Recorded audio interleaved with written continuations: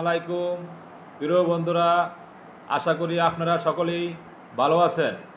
আজকে আমি গল্পের মতো করিয়া সাইবার সুরক্ষা অধ্যাদেশ 2025 এর কিছু দ্বারা গল্পের মতো করিয়া আলোচনা করিব।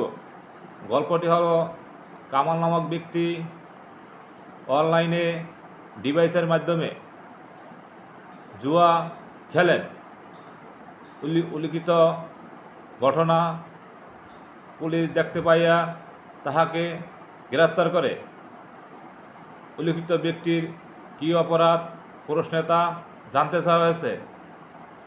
আমরা জানি সাইবার সুরক্ষা অধ্যাদেশ 2025 এর 20 ধারায় কোনো ব্যক্তি যদি অনলাইনে জুয়া খেলে বা অনলাইন ডিভাইস ব্যবহার করিয়া জুয়ার খেলায় পরিচালনা করেন, সেই ব্যক্তি 20-2 ধারায় অপরাধী, কারাদণ্ড এবং 1 কোটি টাকা জরিমানা